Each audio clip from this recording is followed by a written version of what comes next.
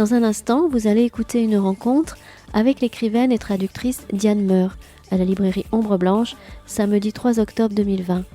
Elle y présentait ce jour-là Sous le ciel des hommes, paru chez Sabine Vespizer, éditeur.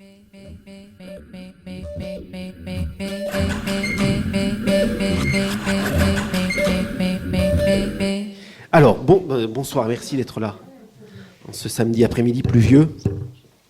Merci à vous, Diane, de venir, de votre fidélité, de votre amitié pour la librairie. C'est la 3e fois qu'on vous reçoit. Il y a presque déjà 10 ans pour les Villes de la Plaine. Non, c'était 2009, je crois. Les Villes de la Plaine. 2011. 2011 ? Vous le savez mieux que moi. Je suis venue ici en 2011. Ah, 2011. Ouais. Les Villes de la Plaine. Ensuite, il y a eu la carte des Mendelssohn il y a 5 ans. C'est vrai que vous ne nous encombrez pas les rentrées littéraires. Vous écrivez plutôt À mon rythme. à votre rythme, mais c'est très bien. Le plaisir est toujours renouvelé.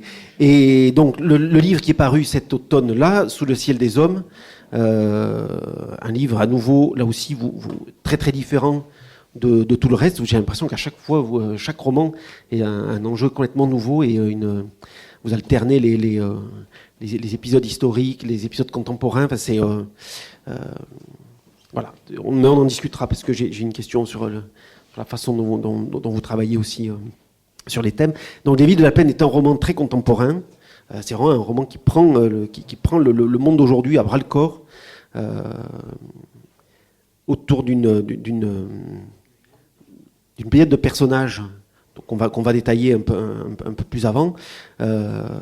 Mais un des traits qu'on retrouve, par exemple, un des liens qu'il y avait avec les Villes de la Plaine, c'est que vous avez décidé de situer l'action de votre roman dans un lieu qui n'existe pas, dans un lieu qui est une pure fabrication. Alors avant de vous demander si c'est parce qu'il n'y avait pas de lieu adéquat sur la Terre pour situer votre roman, mais je voulais juste voilà, poser un petit peu le cadre. Donc, un petit pays, loin du grand concert des nations, un petit pays qui serait un peu l'équivalent entre la Suisse et Monaco, en définitive. Ça s'appelle le Grand-Duché d'Épône. C'est un duché un peu de carton-pâte. C'est une ville, on sent, qui est une très belle description des bio-romans, très embourgeoisée, très endormie aussi, c'est une belle endormie. Et dans cette ville-là, dans ce lieu, Yann, vous installez différents personnages qui vont tous, à un moment, se rejoindre, dans les destins vont se recouper. On a, mais on le verra un peu plus loin en détail, on a un journaliste assez cynique qui cherche à écrire, pour relancer sa carrière, un livre sur la crise migratoire, et il va, de façon très cynique, chercher à accueillir un immigré chez lui. On a un petit groupe de 6 personnes qui est en train d'essayer d'écrire un pamphlet contre le capitalisme de nos sociétés occidentales. On a une quadra, je pense qu'elle est quadra, Sylvie, qui est avec sa famille et qui trompe son mari avec un des 6 du groupe des pamphlétaires et qui se sent à l'étroit dans sa vie. Voilà, on a comme ça plein de trois figures de personnages d'exilés qui arrivent pour des raisons différentes, qui sont là dans le duché d'Épône, qui cherchent à s'intégrer à cette société-là. Voilà, on a comme ça une espèce presque de comédie humaine en miniature, enfin en miniature en réduit, qui va et dont les destins vont s'entrecroiser. Ça, c'est comme ça que j'ai lu le livre la première fois, peut-être un peu vite, en m'attachant au personnage. Et il a fallu que j'attende la deuxième lecture pour me rendre compte vraiment d'une évidence, c'est que tout au long du livre, il y a un autre personnage qui est sur un autre plan, mais qui vraiment traverse tout le livre, qui est un professeur, qui est le professeur de ceux qui sont en train d'écrire le pamphlet. Il s'appelle Weiser. Et qui, exactement au cœur du livre, se retrouve dans une soirée, un dîner entre amis, où ils vont discuter de quelque chose qui les amuse beaucoup. Quel serait le titre le plus absurde, enfin, c'est pas absurde le mot, c'est le plus... quel serait le titre de livre le plus absurde? Alors, il y en a un qui propose une histoire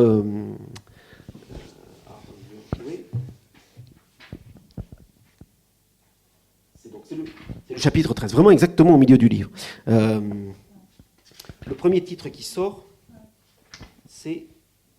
Bon, la grande histoire de l'anachronisme. La grande histoire de l'anachronisme, et l'autre, c'est l'Atlas de l'utopie.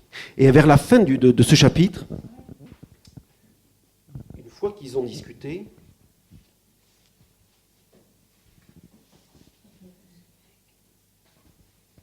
quelqu'un dit au professeur Weiser, « Ah, mais finalement, c'est toi qui vas l'écrire, cette grande histoire de l'utopie. » Et il lui répond... Pourquoi je ne retrouve pas aujourd'hui, je me trompe de chapitre. Voilà. C'est toi qui vas nous l'écrire, cet essai d'utopie anachronique avec Opéjac. Certainement pas, répond Weiser. D'abord, je me garderai bien d'enfermer l'utopie dans le cadre figé et assertif d'un essai.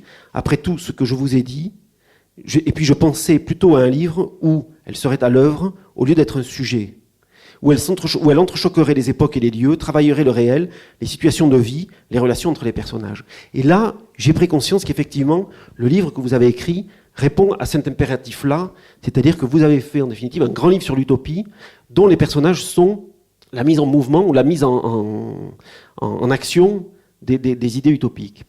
Est-ce que je me trompe ou pas ? Non, c'est tout à fait ça. J'ai glissé une sorte de clé de lecture du roman au milieu de celui-là. Et ça me ramène à votre première question, qui est effectivement le lieu. Je pense qu'il était assez difficile de parler sérieusement d'utopie dans un lieu existant qui nous serait trop familier, un lieu de notre quotidien. Et c'est pour ça que j'ai décidé d'aller choisir ce micro-état un peu improbable dans un premier temps. Et les liens avec les villes de la plaine sont importants parce que c'est aussi un roman sur l'utopie des villes de la plaine. Et j'avais aussi choisi une ville antique mais inventée et un peu composite. Là, on a le même cas de figure. C'est-à-dire que ça a beau être imaginaire, ça emprunte quand même beaucoup à des pays réels. Oui, il y a un côté suisse, en tout cas alpestre, avec ces paysages de lacs, mais il y a aussi une atmosphère très Europe centrale. C'était ça qui était important pour moi. Et pourquoi être allé choisir un lieu fictif en dehors de toutes ces raisons ? C'est aussi parce que je me sens quand même mieux dans la fiction quand je peux inventer. Voilà, faire bourgeonner les lieux, les laisser... La description de la ville qui figure au début, qui est assez mystérieuse, parce qu'en fait, justement, on ne sait pas très bien où on est, chez qui on est, où je veux en venir. Voilà, c'est quelque chose d'or, mais ça a l'air travaillé par des mystères, des possibilités, tout ça. En fait, c'est ce lieu qui a l'air assez calfeutré, assez étouffant, au milieu de ces petites frontières bien propres et autour de ce lac qui a l'air relativement petit au début. À mesure qu'on avance dans l'histoire, cette ville va se mettre à bourgeonner, à prendre de l'ampleur, à révéler une sorte de... Enfin, une stratification sociale beaucoup plus importante qu'on croyait au début. Vous parlez d'embourgeoisement, c'était l'apparence, mais en fait, on s'aperçoit que derrière, il y a toute une société très contrastée et très, très inégalitaire, en fait, bien que ce soit un petit paradis fiscal. Mais aussi, même matériellement, les frontières de la ville, enfin, elle grandit, quoi. Il y a de plus en plus de... La ville, on la découvre plutôt tentaculaire que centrée sur son petit centre historique. Et c'est aussi venu de la façon dont j'écris. En fait, c'est l'intrigue elle-même qui bourgeonne sous mes doigts. Et c'est, je crois, ce qui me donne cette dynamique romanesque. C'est aussi cette possibilité que je me donne d'inventer les lieux et donc aussi les êtres et leurs histoires à mesure que j'y progresse. Parce qu'il y a autre chose que vous faites dire... l'île de Thomas More, malgré ses audaces humanistes, c'est le dernier endroit où j'aimerais vivre. Ces cités et dalles sont des hypothèses théoriques et à ce titre intéressantes, mais le vent de l'utopie, voilà ce qu'on ne sent pas souffler dans ces représentations figées. Alors, c'est aussi... C'est vrai que je trouve toujours ça un petit peu ennuyeux à lire, les utopies classiques. Et puis surtout, c'est des contre-sociétés idéales, donc il y a une sorte de règle de vie posée d'avance, et en fait, ça fait un peu froid dans le dos, quoi. Le règlement est écrit de A à Z, et vous n'avez pas du tout envie de... Et surtout, je vois pas très bien comment moi j'en tirerais un roman. Tandis que là, bon, c'est pas du tout une société idéale que je décris, loin de là, en fait. Elle met plutôt en lumière un peu toutes les tensions, tous les dysfonctionnements, en fait, non seulement de nos sociétés, mais peut-être du monde globalisé dans son ensemble. Mais d'un autre côté, les personnages, aucun de ces personnages, ou presque aucun, n'est enfermé dans sa condition. Enfin oui, il y a quelques exceptions quand même. Enfin, la plupart des personnages, ceux qui sont centraux, ceux auxquels je pense vraiment on s'attache, vont en fait connaître un bouleversement de leur vie, mais aussi de leur vision du monde, et pas par des événements fracassants et extraordinaires, mais par le simple fait qu'ils se rendent compte que leur vie va influer sur celle d'un autre, qu'ils vont essayer de faire œuvre commune, par exemple en écrivant un pamphlet à plusieurs mains, ou en essayant de... Enfin, ça passe aussi pas par l'aide donnée. Alors, ils vont aussi influer sur les vies... sur leur vie, enfin mutuellement sur leur vie aussi de manière négative, par des choix qu'ils font. Et de cette manière aussi, je voulais montrer un peu la manière dont, dans notre monde contemporain, en fait, tout est intercorrélé y compris sans que nous en ayons conscience nous-mêmes, parfois économiquement. Enfin, je veux dire, nos modes de vie, nos façons de faire vont parfois avoir des répercussions sur la vie de personnes qui sont aux antipodes de nous, soit géographiquement, soit socialement, parce qu'on ne les voit pas. Mais enfin, voilà, je vous montrais dans ce petit laboratoire du Grand Déchet d'Épône, qui est en fait vraiment un petit vivier comme ça, montrer en petit, justement, vous parliez de miniature, ça me paraît très juste, de faire traverser tous ces champs voilà, ces champs magnétiques, les faire se concentrer dans ce petit lieu, et du coup, tout bouge. Je disais miniature parce qu'on a aussi l'impression que c'est un... Moi, j'aime bien le mot miniature. Oui, non, mais voilà. Petite, mais que c'est parce que c'est la mondialisation qui est à l'œuvre aussi dans les pages du livre, mais que vous avez concentré plus que le mot miniature. Oui, une réduction peut-être. Oui, voilà, mais c'était pas mal intentionné. Non, c'est un moi mauvais j'aimais mot. bien. Mais... Je trouvais ça très bien. C'est une sorte de résumé. Et non seulement j'essaie de résumer des thèmes assez très généraux, voire globaux, dans un petit lieu, mais même dans ma façon de raconter, enfin de monter l'histoire, j'essayais aussi de faire que ce ne soit pas une sorte de somme énorme sur le monde contemporain, mais au contraire une histoire où il y aurait beaucoup de petites facettes à travers différents personnages, mais les choses sont racontées un petit peu en pointillés, on n'a pas d'espèce de grande... de grands développements sur chaque thème. J'ai essayé de les mettre ensemble, de voir comment ils s'agençaient comme des petites pièces d'un puzzle, mais sans saturer l'espace avec des grandes démonstrations. Voilà. Vous avez fonctionné à l'intuition, ou vous aviez un programme au départ Parce que non, je pense parce que pour la carte des Mendelssohn, votre précédent livre, c'était piloté par la vraie carte qui est un des moments forts du livre, où on retrouvait toute la généalogie Donc comment vous le construisez, le roman? Il se construit par petites briques comme ça, ou il y avait déjà au départ quelque chose de tout était placé, prévu, ou vous fonctionnez à l'intuition? Non, moi je fonctionne jamais. La carte des Mendelssohn, pour en revenir à ça, j'avais jamais prévu de la tracer, c'est arrivé comme ça. Non, après, ensuite, le travail consiste à mettre de l'ordre dans ce qui relève du chaos permanent et en faire un livre très construit. Mais les choses naissent un peu toutes seules. En fait, c'était particulièrement complexe, la genèse de ce livre-là, parce que mon idée de départ, c'était en fait seulement l'histoire de ce journaliste un peu cynique qui va accueillir un migrant chez lui dans le but avoué à son éditeur d'en tirer un best-seller, et un projet qui s'enraye parce que justement il est confronté à son propre... à son cynisme, à sa façon d'instrumentaliser les autres. Et du coup, il se prend les pieds dans le tapis, il n'arrive plus à écrire ce livre. Et voilà. C'était ça l'idée de départ. Puis je l'ai tout de suite abandonné parce que ça ne me paraissait pas... je ne sais pas, ça me paraissait trop étroit. Il n'y avait pas assez de profondeur, ni historique, ni globale. Et je me disais, bon, c'est une très bonne idée de bouquin, mais c'est pas moi qui l'écrirai, c'est pas pour moi. Donc j'ai un peu laissé de côté. Et ensuite, c'était un peu un moment de crise dans ma vie professionnelle, enfin dans le monde aussi, excusez-moi. Et du coup, j'avais plutôt envie de réfléchir sur vraiment l'immédiat contemporain que de me lancer dans l'écriture d'un roman, enfin dans une fiction, ce qui peut m'absorber pendant 3-4 ans, et c'est tout juste si je me rends encore compte de ce qui se passe autour de moi. Je me dis, bon, c'est pas le moment, le monde change tellement vite en ce moment, il faut que je sois là, et peu importe, peut-être que c'est pas le moment pour écrire un roman, c'est le moment pour observer, pour essayer de comprendre. Et c'est à ce moment-là que j'ai plutôt l'envie d'écrire un pamphlet anticapitaliste, qui en fait se trouve aussi à l'intérieur du livre. Enfin, bref, tout ça pour vous expliquer qu'à partir de divers projets que j'ai tous écartés parce qu'ils ne me paraissaient pas correspondre à ce que je voulais faire, au bout de comme ça 2-3 ans de tâtonnements un peu désespérants, j'ai eu une idée. Je me suis dit, mais en fait, l'idée c'est qu'il faut mettre tout ça dans le même livre. Et on va voir comment, parce que à ce moment-là, je ne savais pas encore très bien. Ce qui explique qu'il soit construit de manière assez... un peu comme un jeu de, Oui. voilà, de construction avec beaucoup de petites briques. Des personnages assez importants, enfin pas, c'est pas non plus... ils sont peut-être une petite dizaine quand même qu'on suit de très près. Oui, une mécanique. Enfin, on sent bien que le livre, les chapitres s'alternent, mais il y a, enfin, on comprend bien qu'on est piloté par quelque chose qui va plus loin que notre propre compréhension au moment de la première lecture. C'est très, enfin, il y a une forme de très didactique. Je suis pas sûre qu'on ait besoin de le lire plusieurs fois, mais peut-être qu'à chaque lecture, on peut Et être si. sensible à autre chose. On peut aller de plus en plus loin dans... Parce qu'en fait, je l'ai construit vraiment dans le détail. Il y a des choses, je me dis, bon, mais ça, aucun lecteur ne va remarquer ces petits détails de construction, mais c'est pour moi, c'est pour m'amuser.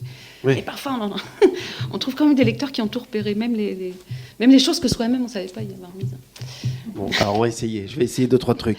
Ouais. Par exemple, il y a une des formes, c'est que les personnages fonctionnent quasiment systématiquement par deux. Ah oui, ça c'est... Bravo. Et tout le temps. Ça, vous êtes le premier, bravo. On peut les détailler. On a par deux, Ferron, il est toujours soit avec son éditeur, soit avec Hossein, soit avec... Ah oui, d'accord, dans ce sens-là, voyez, d'accord. il y a vraiment des dialogues Ah oui, face à face. quasiment que des dialogues. Pour ce qui concerne Ferron, oui. Non, mais pour les autres aussi. Les auteurs du pamphlet, oui. Oui. Oui, bon. Oui. Non, mais moi je pensais au fait qu'il y a souvent... il y a des petits échos entre des échos qui ne font pas vraiment sens, en fait. Mais, enfin, qui ne sont pas... comment dire ? Il y a un chapitre qui commence par l'arrivée de Sylvie chez elle. Elle rentre chez elle après sa journée de travail. Et il y a un autre chapitre qui est l'arrivée de sa femme de ménage chez Sylvie. Et ça commence en fait presque par les mêmes mots et il y a les mêmes phrases qui reviennent. Donc toujours en fait, chaque fois que j'avais envie il n'y a pas une nécessité narrative à ça, mais je voulais, par ces effets de petits échos, comme ça, tisser des liens entre les personnages, y compris de manière non explicite, pour qu'on ait sans cesse un peu une impression de déjà-vu, de dire « Ah, mais tiens, la vie de cette personne, elle me rappelle autre chose », et finalement, tout tient ensemble. Même si je ne pouvais pas le montrer, le démontrer de manière un peu lourde, je voulais aussi le suggérer par des petits échos... Mais alors oui, j'avais pas pensé au fait que les personnages sont toujours par deux. Oui, et puis avec ce jeu ils sont complémentaires ou en opposition à tour de rôle. Enfin, je veux dire, il y a une combinatoire qui est, moi j'ai trouvé du coup très élaborée, Oui, y mais compris non. autour des 6 écrivains qui font le pamphlet.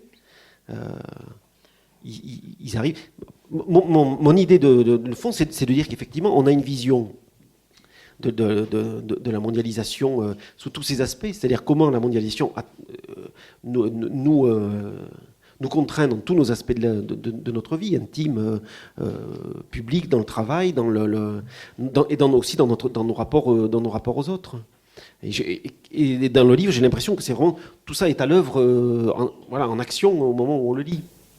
Oui, alors j'avais pas vraiment réfléchi au fait que souvent c'était des scènes 2 par 2, agonistiques peut-être, mais c'est peut-être la facilité. Parce que vous savez, écrire des scènes comme celle de la première scène du pamphlet où ils sont 6 dans la pièce, sans que le lecteur s'y perde, c'est très très compliqué parce qu'il faut savoir qui parle à quel moment. On ne connaît pas encore les personnages, donc c'est très compliqué. Un dialogue c'est quand même plus simple parce que donc c'est peut-être, il m'arrive de céder à la facilité, bien qu'en général je me donne des contraintes épouvantables. Oui. Mais c'est aussi parce que, plus sérieusement, c'est que, d'accord, il s'agissait de montrer donc des lignes profondes d'évolution d'une société, mais à travers des vies individuelles. Et je pense quand même que la manière par excellence dont une personne change, c'est en contact avec une autre. Et peut-être pas avec toute une assemblée d'autres. Donc, ce qui se passe vraiment d'important, ce qui fait que, par exemple, Jean-Marc Ferron, le journaliste, va connaître une sorte de changement... de fond en comble. C'est un personnage qui est... de sa personnalité, mais en fait, ça passe toujours par du dialogue avec... Et là, le modèle, c'est presque le modèle c'est presque une relation de thérapie, en fait, ce qui se passe entre eux, même si... C'est pas dit comme ça, même n'en ont pas conscience, mais c'est vraiment, c'est vraiment ce qui joue. Elle joue ce rôle de déclencheur de la remontée d'une parole et d'une mémoire, et puis finalement il arrive à... Enfin, il découvre d'ailleurs qu'il est fragile et qu'il va très mal, ce qu'on ne savait pas du tout au début. On a l'impression que c'était une sorte de journaliste tête-à-claque, qui... voilà. Et en fait, on s'aperçoit que c'est un personnage souffrant, un personnage complexe, en fait, tourmenté, qui a tout un... Et en fait, évidemment, tout ça ne peut venir au jour que par un dialogue, en fait. Alors tantôt, effectivement, c'est une sorte de non-dialogue avec son migrant, parce que justement, ce qu'il cherche, il cherche juste à utiliser ce type pour en tirer un bon bouquin, quoi. Et en fait, ça marche pas du tout. Parce que justement, il a commencé à devenir lui-même sincère dans sa façon d'être. En fait, il est tout de suite assez mal à l'aise avec ce pauvre Hossein. Il n'y arrive pas et on sent qu'il patauge. Il n'y a pas vraiment de dialogue entre eux. C'est une sorte de face-à-face, un peu, qui se veut un peu jovial, mais en fait, ils ne se disent rien de très intéressant.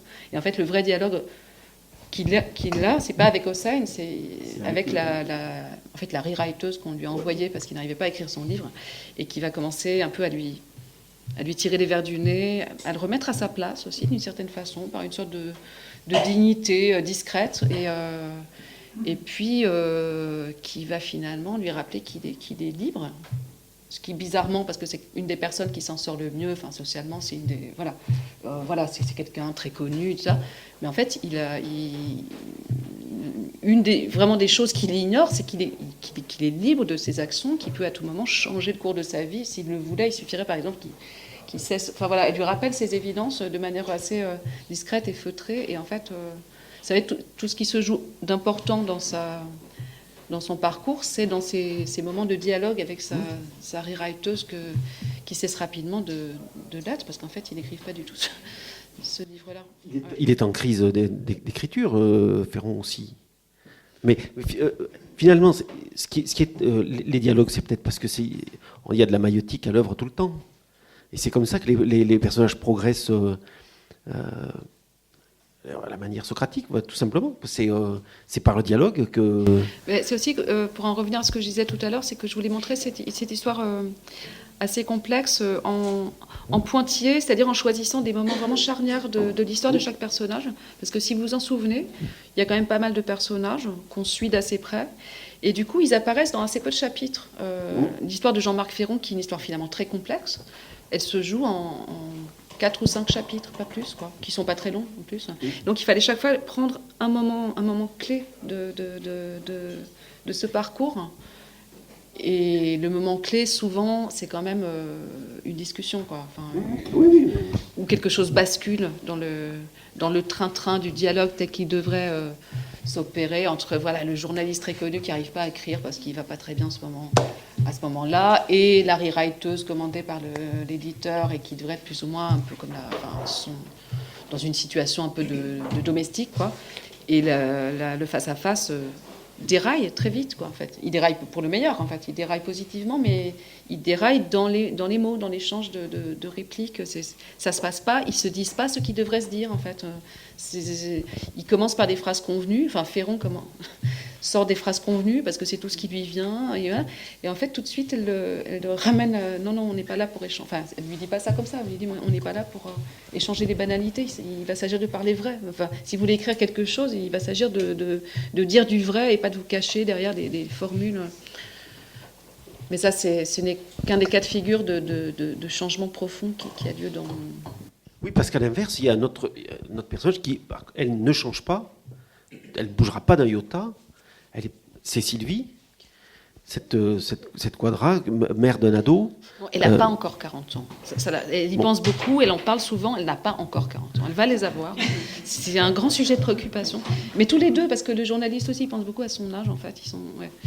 C'est leur petite fragilité, je crois. Ils ont vraiment peur du temps qui passe. Pour eux, c'est vraiment quelque chose une menace, quoi. Sylvie, mais voilà, reprenez la question. Non, Sylvie est un personnage déroutant parce qu'elle est... effectivement, on a l'impression que c'est le personnage sur lequel on ne peut pas s'attacher, enfin, pour lequel on ne peut pas avoir d'attachement, et pour lequel vous êtes le plus impitoyable jusqu'au bout. Il n'y aura pas pas de rédemption pour Sylvie. Non, ça c'est vrai qu'il n'y a pas de rédemption, mais je ne suis pas trop d'accord avec le fait qu'on ne puisse pas s'attacher. Moi, j'ai justement essayé d'en faire un personnage à la fois assez crispant, qui a beaucoup de défauts. Enfin, elle est assez mesquine, elle est crispante, elle pense et parle par cliché, en fait. Mais il me semble que dès le début, en fait, ou peut-être pas tout à fait dès le début, mais dès le deuxième chapitre où on parle d'elle, il y a quelque chose de fragile en elle qui fait qu'on ne peut pas s'empêcher de s'intéresser à elle et d'avoir envie que... On sent qu'elle aurait pu être une autre, qu'elle-même se souvient d'avoir été autre, et elle est dans une sorte de coupure permanente avec son passé pour rester justement, voilà, c'est le discours un peu de l'entreprise, voilà, il faut s'adapter en permanence, et en fait, elle n'arrête pas de se couper d'elle-même, en fait. Et je voulais qu'au contraire, on ait de plus en plus pitié d'elle, même si en fait, c'est vrai qu'elle n'est pas rachetable, mais jusqu'au bout, je pensais que les lecteurs espéraient qu'elle n'irait pas enfin, qu'elle changerait. Il y a quand même une possibilité pour elle de changer, qui est l'amour que quelqu'un lui porte, en fait, parce que un autre élément qui fait qu'on est attaché à elle, c'est qu'elle fait l'objet de l'amour de quelqu'un, de Jérôme, qui est... Sandra, j'arrive pas à parler quand tu parles en même temps que moi. S'il te plaît, c'est dur. Je sais plus ce que je disais, en fait. Heureusement qu'il a Jérôme pour l'aimer.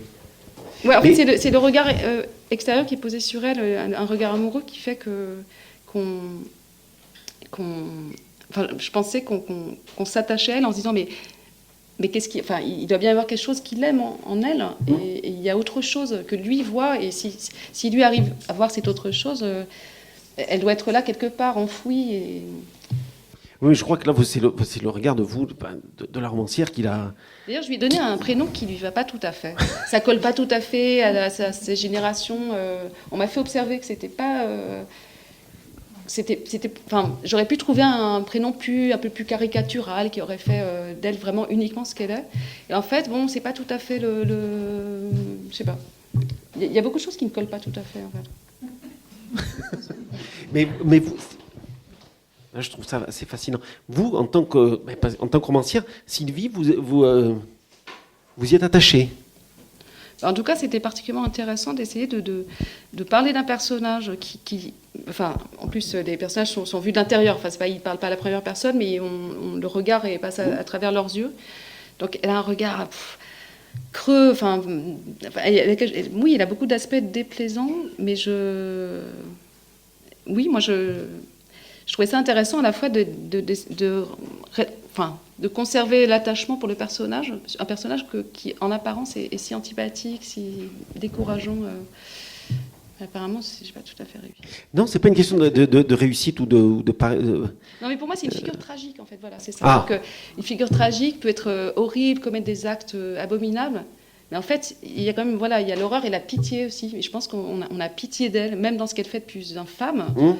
On a envie de pleurer, quoi, pour elle, entre autres, enfin, mais aussi pour elle, en se disant, mais c'est pas possible de se perdre à ce point. Mais en fait, c'est plus fort qu'elle. Il y a une sorte de...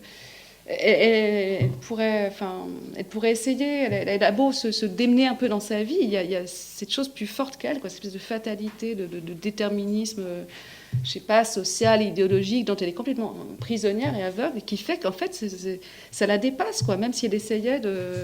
C'est un échec. Oui, c'est un personnage qui... Alors pour le coup, elle est dans le système... qui est dénoncé par le pamphlet, et elle y est sans jamais se poser la question... Mais si, parce que justement, elle a des doutes, elle en souffre, mais à aucun moment elle se dirait... en fait, il faudrait que elle n'a jamais un regard critique, en fait, sur... par contre, la critique est à l'œuvre en elle, dans la mesure où on voit bien qu'elle vit très mal, sa vie professionnelle, ça ne se passe pas bien du tout, elle souffre en permanence, elle est dans une sorte d'angoisse de l'avenir qui est un peu loufoque, puisque finalement, moi, c'est des gens, c'est quand même les classes moyennes supérieures, mais elle vit dans l'angoisse totale de ce qui va arriver plus tard. Est-ce qu'on va y arriver? Est-ce que notre fils va s'en sortir? Enfin, bon, bref, elle est une sorte de caricature Mais pourtant, c'est tout le temps dans la superficialité des choses. Parce qu'elle voit tout ça aussi comme elle feuillette les magazines de mode pour lesquels elle travaille. Ouais, c'est-à-dire que au niveau conscient, elle est dans la superficie, mais on sent bien qu'elle est travaillée par, ne serait-ce que quand vous êtes travaillé par de la souffrance, et qu'il y a autre chose que la superficie. Enfin, je veux dire, la souffrance au travail, c'est pas épidermique, c'est quelque chose qui vous atteint dans votre être profond. On voit bien qu'elle a une profondeur, en fait. Même si, en fait, oui. elle traduit ça comme de la faiblesse, comme de je suis pas à la hauteur. Oui. Voilà. Elle le traduit de manière superficielle, mais en fait, je pense pas que ce soit un personnage superficiel, en fait.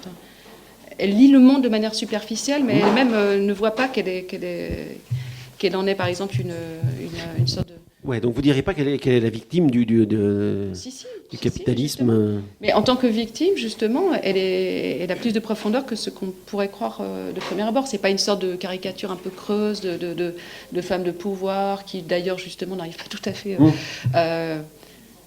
Et c'est un millefeuille, cette femme. Enfin, c'est ça que je trouvais intéressant dans ce personnage. C'est pas du tout... Parce qu'il y a quelques personnages dans le livre qui sont un peu des caricatures. D'ailleurs, on ne les voit pas beaucoup, c'est un peu des figurants. Mais je sais pas, l'éditeur véreux, enfin, c'était très commercial, Georges Hubert. Et puis le patron de Sylvie, bon, on les voit à peine, ils sont un peu... je reconnais que c'est des caricatures. D'ailleurs, on ne sait pas très bien... on n'a pas plus de détails sur eux. Mais Sylvie, c'est pas du tout une caricature. J'ai essayé de faire quelque chose de beaucoup plus ambigu, en fait. Y compris le regard qui est porté sur elle, il peut être négatif, mais il n'est pas entièrement négatif, en fait. Ou alors, c'est que j'ai... Non, je vous voyais plus impitoyable, moi, avec elle. Bon, parce que finalement, c'est vrai qu'on s'attache à tous. Et il faut bien qu'il y en ait un qui se sacrifie sur l'autel de la... si vous voulez, on passe au... Non, et en plus... Enfin, bon, non, je ne vais pas raconter la fin. Non, je ne vais pas raconter la fin. La fin, non. Non, on ne raconte pas la fin. Non. Mais alors, on va passer au pamphlet. Qui est le fil directeur du livre. Là aussi, c'est une mécanique romanesque très élaborée, puisque le pamphlet, on le lit dans l'élaboration qui se fait au fur et à mesure de l'avancée du roman. C'est-à-dire que les 6 personnages se retrouvent régulièrement pour se faire. Chacun est censé écrire un chapitre du pamphlet. C'est une écriture commune. Donc ils se retrouvent régulièrement, ou tous les 6, ou par 2. Donc on a des scènes comme ça, et le pamphlet est écrit au fur et à mesure. Ça, c'était compliqué à faire, d'intercaler des morceaux de pamphlet dans le fil de la narration. Vous n'avez pas eu l'idée de faire autrement? C'était un des enjeux...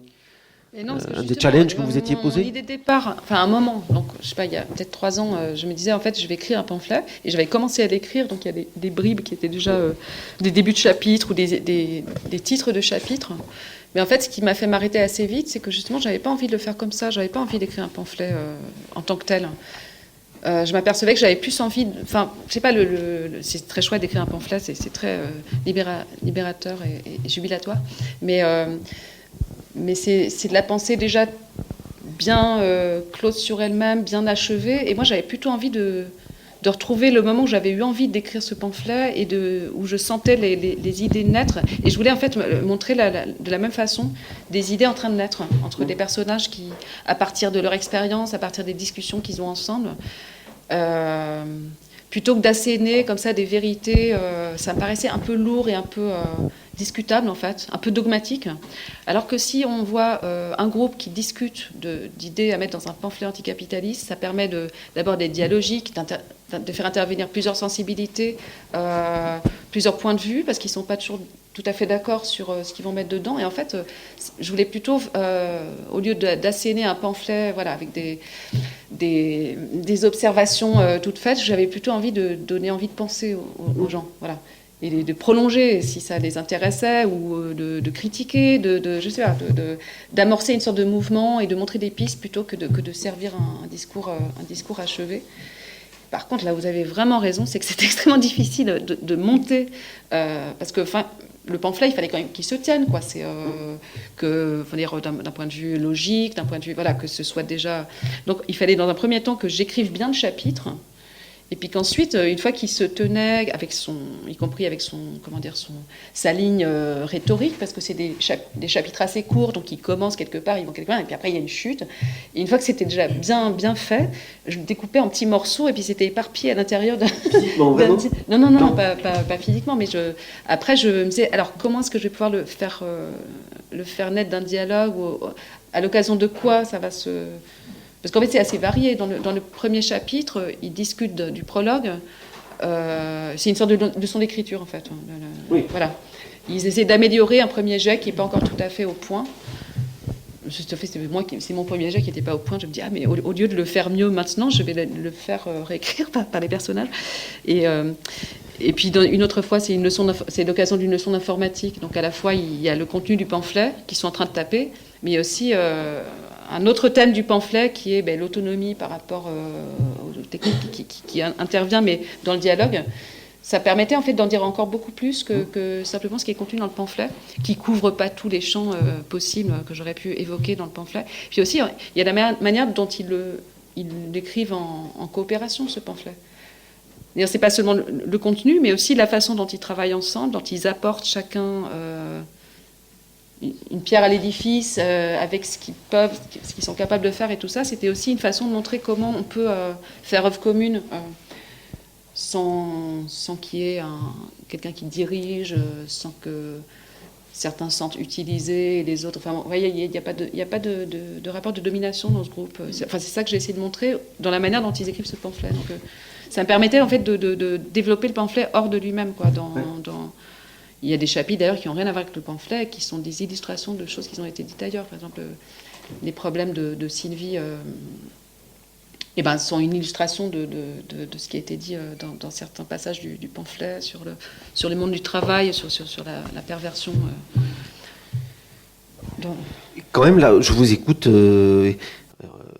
Tout à l'heure, il y avait Ferron, il n'arrivait pas à écrire. La rewriteuse, c'est son boulot. On a un étudiant qui n'arrive pas à finir sa thèse. Oui, tout le monde essaie d'écrire.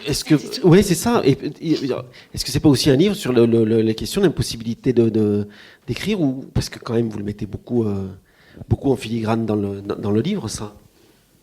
Ouais, mais pourtant je l'ai écrit ce roman. Oui, mais.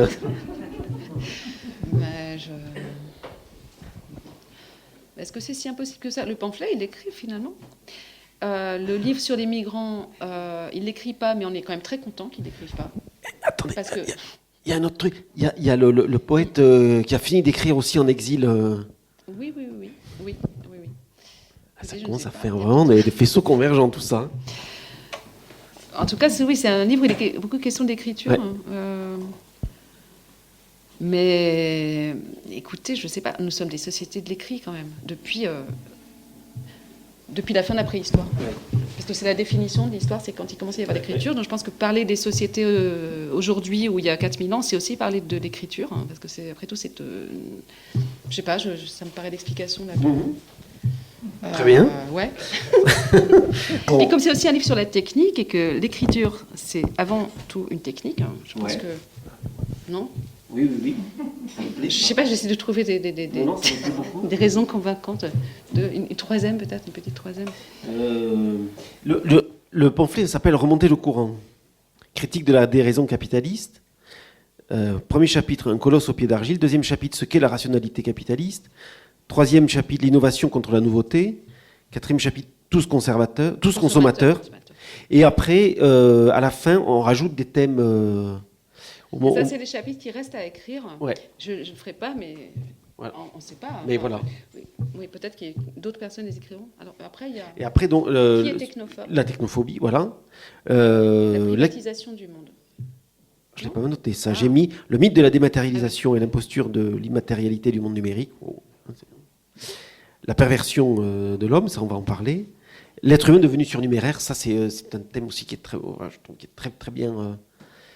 très bien amené avec Weiser à la fin. Mais qu'est-ce qui alors, donc, je disais au début c'est un roman politique. Vous avez donc écrit ce pamphlet aussi au début. C'est motivé par quoi ? Il faut qu'on attaque aussi, qu'on aille dans le vif Mais c'est bien qu'on parle justement de l'être humain surnuméraire, parce que je pense que c'était un peu le point de départ de tout ce projet. C'était un sentiment de profond mal-être, de l'impression d'être en trop, enfin de servir à rien. Je pense qu'on est tous passés par là à un moment ou à un autre, et il y a des bonnes raisons à ça, c'est qu'on vit dans des sociétés dans lesquelles nous sommes en trop, en fait. Ou peut-être pas maintenant, mais à terme, on a tendance à ne servir à rien, maintenant. Parce qu'on peut très facilement remplacer par des machines, parce qu'on coûte trop cher. C'est des sociétés où l'homme est en trop, sauf pour consommer. Ça, on a vraiment besoin de lui. Et donc, si vous voulez, je ne sais pas, j'avais une sorte de période un peu d'abattement. Et puis, c'était un moment où on commençait à parler beaucoup de traduction par ordinateur. Et comme je suis traductrice, ça me parle. Mais en fait, en y réfléchissant, je me disais, en fait, c'est un problème qui est beaucoup plus vaste que le problème de la traduction, enfin, n'importe quel... Enfin voilà, j'ai commencé à me lancer dans une réflexion sur la technique qui était quand même assez sombre. Je suis allée, mais moi, quand je suis à Sion, j'essaie d'aller lire des choses, essayer de les comprendre. Et peu à peu, en y réfléchissant, je me dis, en fait, d'abord, c'est une vision idéologique qu'on nous impose. Vous êtes en trop, mais qu'est-ce que ça veut dire? Moi, je suis pas en trop, moi, je suis très bien là. Et d'ailleurs, j'ai envie d'écrire un livre. Vraiment, si vous voulez, écrire ce bouquin, c'était une sorte de sursaut contre cette espèce de regard qui vient de nulle part en particulier, mais c'est une sorte d'acceptation comme ça d'un état de fait. Et on dit, mais qu'est-ce que ça veut dire une société dont les membres sont de trop? Ça tient pas debout. Donc je me dis, mais enfin, tout ça est absurde en fait. Moi je vais bien, c'est le monde qui va mal. Enfin bon, j'essaie d'inverser un petit peu le regard.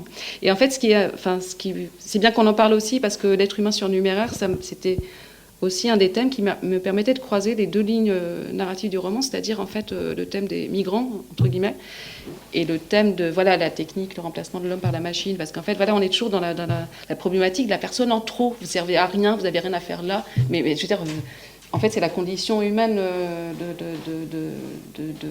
du monde contemporain. A priori, on ne sert à rien, qu'on soit étranger ou pas étranger, ça n'y change rien. C'est une question de mode d'organisation socio-économique où en fait on considère que vous êtes en trop, quoi. Et donc ça me permettait de Et on ne peut que subir. Non, mais écrivez un pamphlet. Ouais, non. Ouais.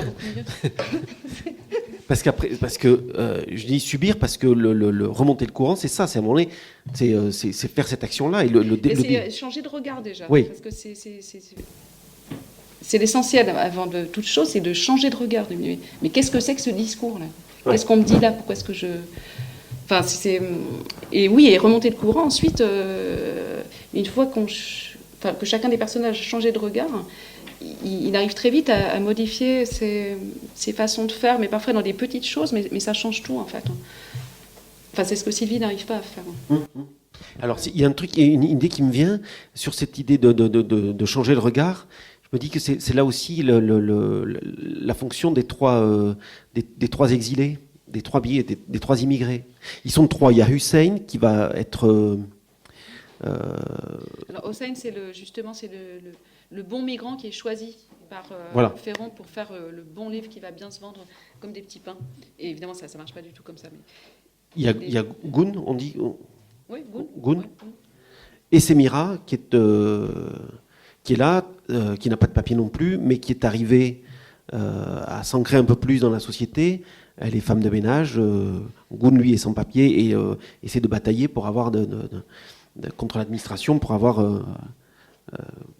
Et je me dis que c'est finalement les vrais personnages d'éprouvés, ce sont ces trois-là.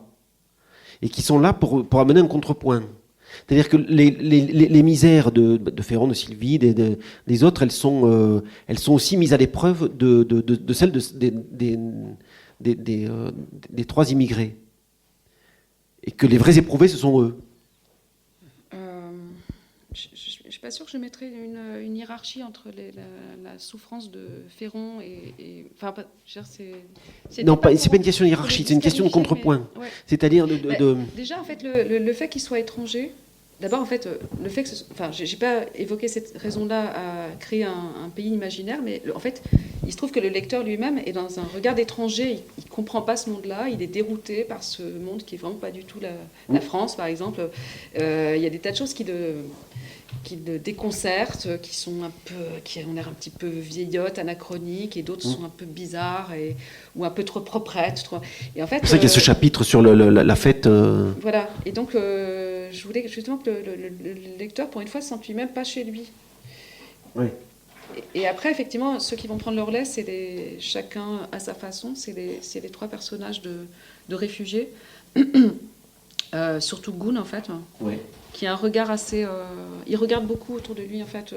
C'est un peu... Enfin, un naturel un peu contemplatif. Enfin, en plus, il n'a rien à faire à part marcher toute la journée. Et du coup, il regarde, il essaie de comprendre les signes et d'interpréter. Et donc, c'est amusant parce que ça permet au lecteur à la fois de s'étonner avec lui d'un pays qui n'est pas du tout le nôtre et qui est un peu déroutant, mais aussi de s'étonner de choses qui, à nous paraissent comme allant de soi et qui ne vont pas du tout de soi, d'ailleurs. Donc, il introduit le décalage de l'œil étranger.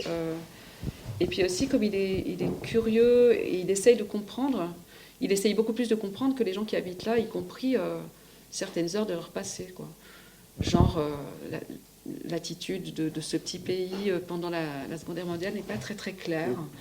Elle n'est pas très clairement mise en lumière. Et en fait, c'est lui, avec son regard de naïf, enfin de celui qui ne connaît pas encore, qui en fait va mettre le doigt sur des précédents historiques un peu gênants, quoi, la façon dont... Bon, bref, ils ont un peu essayé de refouler pas mal de réfugiés venus de, je sais pas, d'Allemagne ou enfin, après l'Anschluss, etc. Et c'est lui, enfin, on parlait du roman, de ce roman sur l'utopie qui entrechoquerait les époques, et c'est par lui aussi que les époques s'entrechoquent. Ouais. Parce que lui, il ne connaît pas trop ce passé, il ne maîtrise pas trop l'histoire contemporaine, enfin, l'histoire du XXe siècle en Europe, il vient d'arriver. Mais en fait, en s'étonnant et en essayant de chercher des informations, parce qu'il est curieux et il essaye de s'instruire, il fait apparaître les choses pour le lecteur, en fait, par son regard à la fois naïf et très juste. En fait. Et il nous rappelle quand même un certain Berger. Hein, mais c'est pour ça aussi que ils n'ont pas de passé. Dans l'espace du roman, on ne sait pas d'où ils viennent précisément. Ils sont pris dans le pur présent de leur problématique. On voit quand même qu'ils ont un passé, ils ont des bribes de passé, de souvenirs qui leur viennent, mais on ne sait effectivement jamais d'où ils viennent, ni quelle langue ils parlaient avant. Et ça, c'est volontaire parce que je ne voulais pas que le regard du lecteur il file vers l'extérieur, qu'il me dit ah oui d'accord, la crise des migrants, lui il doit venir d'Afghanistan, il doit venir de Syrie. Et non, je voulais qu'on pense ici là dans cet endroit voilà, qu'on sorte c'est là qu'ils ont leur utilité. Après tout, peu importe d'où ils viennent et peu importe en quelle année ça se passe exactement, c'est pas de ça qu'il s'agit en fait, c'est ici que ça se passe et c'est je voulais pas qu'on rapporte à des causalités extérieures, je voulais que tout reste à l'intérieur l'espèce de champ de force là que j'avais. Il y a cette idée qui revient qu'en définitive le système capitaliste est très fragile. Ça vous le théorisez dans le pamphlet. Et en même temps, je me dis que finalement les personnages les plus forts, les plus costauds, c'est les trois. Non. Oui et non. Enfin, ils sont forts entre autres, mais enfin, ils sont pas les seuls, je trouve. Ils sont obligés de survivre en fait. Quand vous êtes dans la survie, voilà, c'est. Enfin, et puis ils survivent plus ou moins bien, quoi. C'est pas. Oui, mais ce que je veux dire, c'est qu'on a l'impression, moi je reste persuadé qu'ils sont les plus éprouvés, et donc ils sont. Ce qui est beau, c'est la formidable énergie de vie. Vous faites une belle histoire, presque une histoire d'amour, en tout cas l'embryon d'une histoire d'amour, avec cette échappée belle qu'ils font en train, Semira et Goun. C'est aussi, j'imagine, pour montrer que l'espoir pour pas nous laisser dans le désespoir de ce que vous nous assénez sur le monde capitaliste. Je sais pas. Là, peut-être c'est moi qui suis naïf, mais je me suis dit que vous vouliez nous montrer aussi la beauté comme ça des simples sentiments et qui sont pas compliqués. D'ailleurs, c'est pas la seule histoire d'amour. En fait, il y en a plusieurs qui se tissent de manière parfois un peu plus discrète. Oui, mais plus compliquée. La leur est très compliquée aussi, vu qu'elle va s'arrêter très vite. Mais justement, non, elle n'est pas compliquée. Non, elle n'est pas compliquée, mais en même temps, elle est compliquée matériellement, quoi. Enfin, deux personnes sans papier qui tombent amoureuses, c'est très compliqué, parce qu'en fait, ça peut s'arrêter à chaque instant. C'est ça qui est compliqué, je dirais. Et puis, en plus, ils n'ont pas de logement fixe, etc. Non, mais je ne l'ai pas entendu comme un contrepoint, je l'ai entendu comme... je voulais tresser un panorama de la vie, et ça fait évidemment partie de la vie aussi. Il y a aussi des histoires d'amour. Après tout, on commence par une histoire d'amour qui, elle, va très mal. Enfin, c'est entre Jérôme et Sylvie est quand même assez catastrophique. C'est vraiment des gens qui ne sont pas faits pour être ensemble et qui essayent. Ça pourrait être très beau, d'ailleurs, s'ils arrivaient à surmonter ce... Et là, au contraire, par contre, c'était vraiment le contrepoint de cette histoire-là. En fait, Jérôme et Sylvie, vraiment, c'est comme des aimants qui se repoussent. Et eux... Semira et Goun, en fait, alors qu'ils ne devraient pas, eux, ils n'ont aucun intérêt à tomber amoureux, ils sont vraiment pas dans la situation où on peut se permettre de tomber amoureux, je veux dire, ils n'ont même pas de... Enfin, je veux dire, pour eux, c'est presque une catastrophe, en fait. Et ça arrive quand même, et Et là non plus, je ne vais pas raconter la fin, mais est-ce que c'est une force? Je ne sais pas. Enfin, en tout cas, ça leur tombe dessus aussi, quoi. Ça leur tombe dessus. Ouais. C'est pas forcément une très bonne nouvelle dans leur cas, en fait. Par contre, vous avez peut-être pas vu, mais Jérôme et Isabelle, eux, ils sont vraiment faits pour l'un pour l'autre. Oui. Une fois que le livre est fini, je pense qu'il va se passer beaucoup de choses. Et Sonia, éditeur, je crois que... Oui. Ouais. Oui. Sauf si, parce que, en fait, je ne sais pas si vous avez remarqué, mais Jean-Marc Ferrand, à la fin, n'est pas totalement insensible à Sonia, qu'il trouvait totalement insipide et trop vieille pour lui au début. Donc, en fait, moi, je me disais presque que j'avais un peu exagéré, parce que ça finit comme un opéra de Mozart, il n'y a que des gens qui... Ouais. Mais non, mais c'est bien, en fait, c'est bien. Il y en a qui sont tellement discrets qu'on ne les voit presque pas, mais dans mon esprit, il y a quand même beaucoup d'histoires d'amour. Et on revient sur la fragilité du capitalisme. On revient dessus. Mais cette fragilité repose, oui, surtout, ça ne fonctionne que sur de la croyance, en fait. Ouais. Bah, oui, c'est vrai. Et votre bonne volonté à aller acheter chaque fois. Donc, si vous n'avez plus envie et si vous n'y croyez plus, ben, ça ne marcherait plus. Vous voyez, donc ça, dans ce sens, c'est vraiment fragile. Et les trois immigrés, ils sont en dehors de ce système-là où ils le subissent aussi ils sont là, donc forcément, tout le monde est pris dans la même, dans la même soupe. Mais en fait, ils sont un petit peu en dehors de tout, puisque sans papier, Enfin non, Hossein s'en sort plutôt bien, puisque lui a obtenu un statut de réfugié.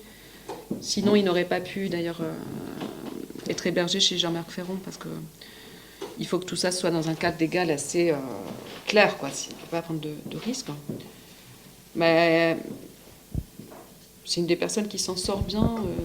Semira, finalement, elle aussi, elle essaye beaucoup de s'adapter. Elle aussi c'est un autre volet du discours sur l'adaptation. Alors, Sylvie, c'est le côté d'adaptation en entreprise, il faut tout le temps se remettre en question, changer de technologie, etc. Bon, Semira, elle essaye d'oublier sans arrêt qu'elle a été quelqu'un d'autre, en fait, qu'elle a fait des études beaucoup plus... elle fait des études, quoi. Elle a un diplôme, et surtout à faire des ménages parce que personne ne veut d'elle, donc elle doit aussi s'adapter sans arrêt, mais sur un autre mode, mais en fait, c'est un petit peu en miroir. Mais c'est des cas de figure quand même très différents. Goun, je ne sais pas s'il s'adaptera à quoi que ce soit un jour, parce qu'il arrive tellement d'une autre... il est dans un système de valeurs qui est tellement différent que... il est un peu là en observateur, en fait. On ne sait pas très bien quel est son avenir. On ne sait pas, ça s'arrête un peu au milieu, on ne sait pas ce qui va se passer ensuite. Est-ce que vous avez des questions pour Diane? Non? Est-ce que vous avez des questions? Vous pouvez même un peu baisser votre masque pour poser la question. Oui. C'est une occasion formidable de baisser ouais. son masque. Sinon, je ne vais peut-être pas bien entendre. Madame? Oui, je vous en prie. Je peux parler comme ça sans micro? Oui, je n'ai pas le droit de vous donner le micro. Il n'est qu'à moi. C'est vrai, oui. C'est le Covid. Non, moi je voulais dire justement que ce que j'ai apprécié, c'est que il n'y a pas de jugement. Les personnages sont ce qu'ils sont et ils sont ce qu'ils sont sur plusieurs dimensions à chaque fois. Et y compris les migrants. J'ai beaucoup aimé Goun. Ben oui, Goun quand même. Parce que oui, il sait pas. Et puis à un moment donné, il y a un truc qui l'attire, ce truc du poète. Et oui, il y a une plaque. Ouais. Et en même temps, ça en fait rien de spécifique, et moi j'aime bien l'idée que dans un livre, on ne catégorise pas. Ce que Diane a fait, qui me semble important, c'est justement de dire, voilà, on a des cas de figure qui sont ce qu'ils donneront ou pas. Et il n'y a pas de règles. Il n'y a pas le profil migrant 1, le profil migrant 2, le profil migrant 3, le profil anticapitaliste 1, 2, 3. Et il y a ce dialogue permanent, d'ailleurs sur le pamphlet aussi, qui est de, voilà, si elle ne rencontre pas, je ne me rappelle plus le vieux, comment il s'appelle, Dieter, le vieil informaticien, là, oui, le 68 heures allemand. Elle ne saurait même pas comment faire. Et donc tout ça fait que ça donnera quelque chose ou pas. Et que même, moi j'aurais eu envie de dire, allez, on va sortir le pamphlet à part, édition à part, pour dire yes, nouveau message anticapitaliste. Non, mais non, c'est pas aussi simple que ça. Et ce que j'apprécie, et je pense que ce truc est très bien, c'est la complexité qui est toujours là. Et j'aurais presque envie du coup de poser une question, parce que je pense qu'on sait poser des questions. Donc, en posant la question, c'est what's next? Après avoir constaté ça, qui est vrai, qui s'observe, je pense, partout dans nos pays d'Europe, et ben demain c'est quoi? Demain c'est quoi? Cette complexité, elle devient quoi demain? Bon, à part Trump aux urgences. Mais... C'est une question à moi ou à... D'autant plus que vous m'avez dit tout à l'heure que c'est un livre que vous avez terminé pendant le confinement. Oui, c'était pas prévu du tout. Ouais, donc pendant cette espèce comme ça de temps suspendu où on était un peu dans un éternel présent sans... Oui. Il fallait faire abstraction de tout ça et finir mon livre, quoi, et pas le laisser... En plus, il y avait du matériau pour le pamphlet, c'était terrible. La tentation était d'ajouter... Je dis non. Il y a assez... De toute façon, ce qui est dans le pamphlet fonctionnait par rapport à certaines choses. Le pamphlet définitif, il sort quand? Non, mais je pense que j'attends que mes lecteurs finissent les chapitres que j'ai laissés inachevés. Et après, on verra. Non, mais c'est pas à moi de dire what's next. Enfin, j'ai à répondre à la question what's next. Je veux dire, c'est... Non, j'ai pas... Ouais. C'est qu'en fait, ça appelle presque Ça appelle presque ça. Qu'est-ce qui se passe après? Mais me demander à moi? Parce que moi, je... Non, je... C'est une question sérieuse. Oui. Je pense que c'est le livre met en branle tout ça. En fait. C'est la question que le livre, on est tellement dans ces thématiques-là qu'en fait, on se dit, bon, alors, il leur arrive quoi? Est-ce que finalement... Bon, Semira, elle est vraiment virée ou elle revient c'est pour ça que j'ai laissé très ouvert, en fait. Parce que je Oui, voulais pas donner les réponses, en fait. Je me dis... Oui. Et voilà, j'ai pas envie de dire aux gens ce qu'ils doivent penser, en fait. C'est un peu ça l'idée. Et c'est à la fois très bien, et c'est à la fois on a envie de... Alors, tome 2 ou pas? Je crois bien que Semira a été expulsée, je m'excuse, mais personne ne peut savoir, mais... Enfin, c'est quelque chose que je laissais ouvert, mais en même temps, j'ai essayé de le raconter par suggestion, en fait, Enfin, d'abord parce qu'il y a quand même cette histoire de lettres, et puis aussi dans le premier regard que Ferron, qui ne connaît pas Goun, pose sur Goun, et en fait, ce qu'il voit sur son visage, il l'interprète comme il peut, quoi, comme le visage d'un homme qui a perdu son pays. Mais je pense que dans cette façon de décrire, on comprend, le lecteur, il comprend, mais il a perdu la femme qu'il aime, quoi, aussi. Non seulement il a perdu son pays. Mais je voulais pas le dire, je voulais pas que ce soit trop... J'enfonce bien les clous, je me dis, bon, c'est sans doute ça. Et si ça tombe, Goun, enfin ça, on revient à l'intérieur de l'histoire, mais Goun ne le sait peut-être même pas lui-même, quoi. Si ça tombe un jour, il a cessé d'avoir des nouvelles d'elle, et il s'est dit, bon, ça doit être ça, mais peut-être qu'il n'en sait rien, parce qu'après, elle a plus de portable, après, je sais pas où elle est, on sait pas d'où elle vient, il sait pas non plus. Si ça tombe, ils ne savent plus rien l'un de l'autre, et je voulais qu'on reste dans cette possibilité-là, quoi. Que si ça tombe, mais personne ne sait ce qu'elle est devenue, en fait. Et tout ça pour moi, mais que ce soit même pour les gens qui font le pamphlet ou pour les migrants, c'est de l'intérêt du livre, c'est de se dire, finalement, en fait, il faut arrêter de penser qu'il y a des espèces de cases. Donc ça, c'est très bien. Et puis en même temps, parce qu'on aimerait bien qu'on vous fassiez la solution.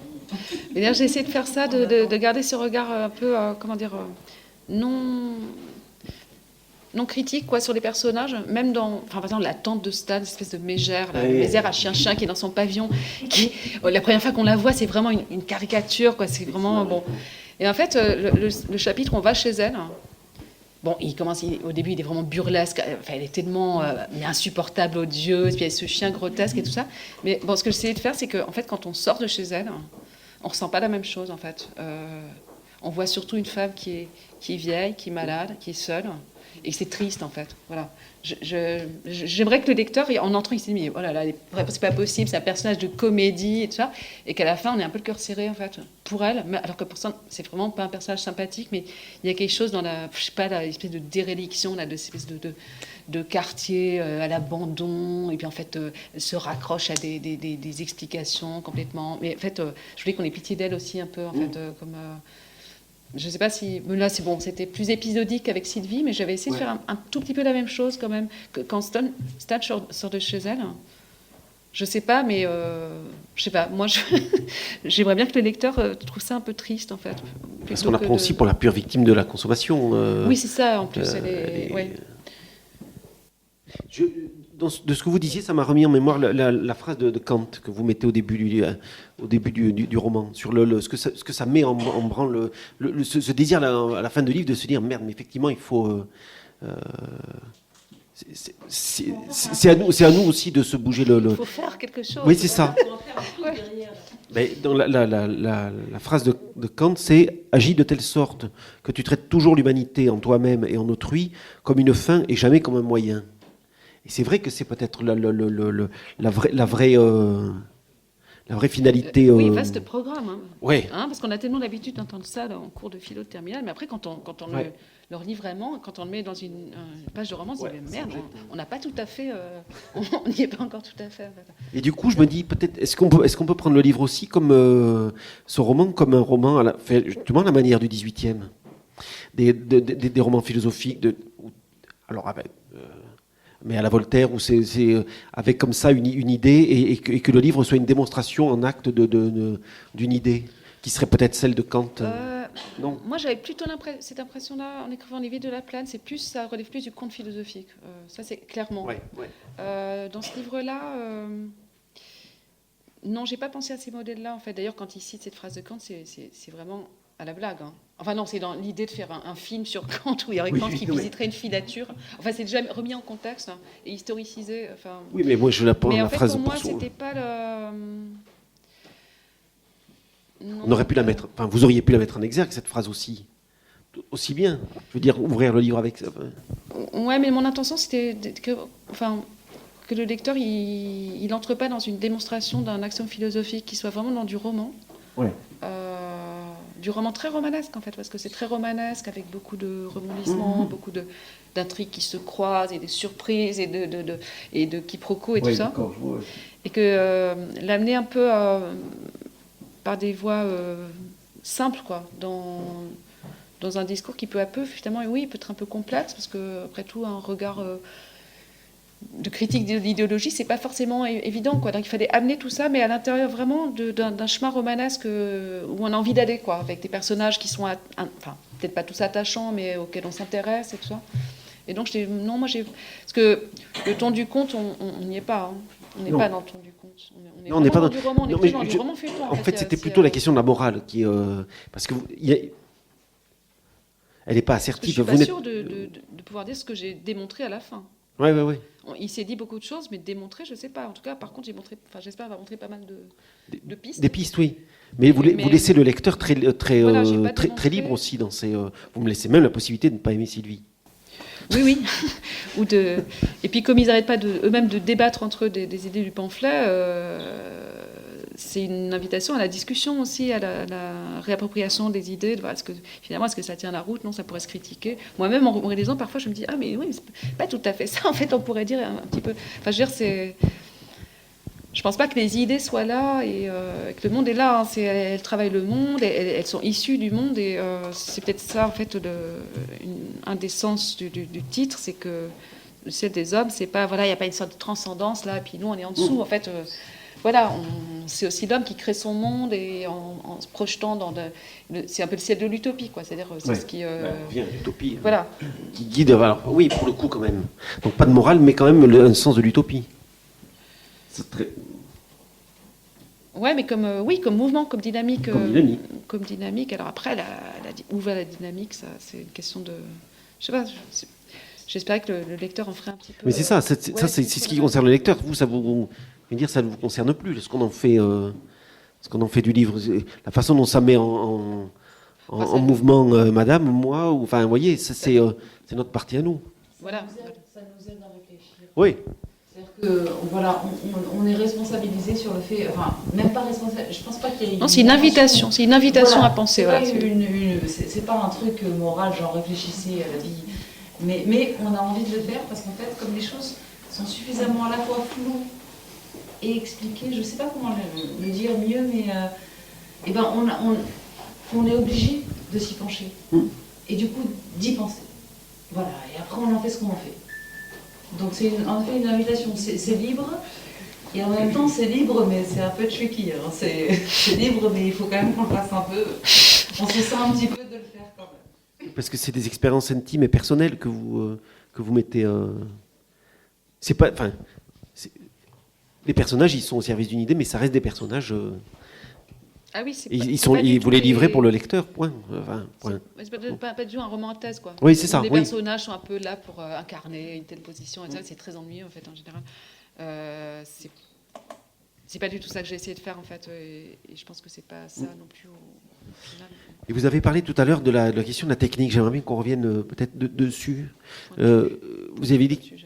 Pardon ? Enfin, je vais bien essayer. Non, vous avez dit que c'était aussi un livre sur la technique. Et, mais il y a beaucoup de questions de la technique. Est-ce que la technique, c'est là pour complexifier le monde ou pour le rendre plus opaque ? Je ne sais pas si on peut parler de la technique en tant que telle. La technique, elle est toujours voulue par quelqu'un. Enfin, elle est le fruit d'une volonté. Alors il faut voir. Ouais. Mais j'y pensais parce que c'est. Il n'y a pas un truc qui se promène dans les airs et qui s'appelle la technique. Non, mais j'y pensais avec la scène avec Dieter. On dit l'innovation, la technique, comme si c'était un truc, voilà, ou le progrès technique, comme s'il est, voilà, il est. Mais en fait, c'est des recherches, c'est des financements de recherche. Vous voyez ce que je veux dire, c'est ou c'est un inventeur dans son coin qui va. Mais enfin, je veux dire, c'est quelqu'un qui crée la technique, qui la développe. C'est pas une sorte de téléologie là qui passe au-dessus de nous et qui nous. Non, enfin, je veux dire, il y a un discours un peu presque de théologie, quoi, sur la technique, comme si c'était une divinité qui faisait des choses qu'elle veut, mais non, elle fait juste ce qu'on lui demande, nous, en fait. Enfin, non, pas en tant qu'individu, mais enfin, des êtres humains, quoi. Donc, c'est le meilleur ou le pire. Hein. Je ne suis pas anti-technique, moi-même. Oui, non, je n'allais pas vous sortir la question de comment il t'a dit, c'est sur les Amish. Hein, non. Et les lampavilles. Les lampavilles et les Amish. Bon, on va s'arrêter là. À moins qu'il y ait une autre question pour Diane, non ? Bon, merci beaucoup pour votre livre.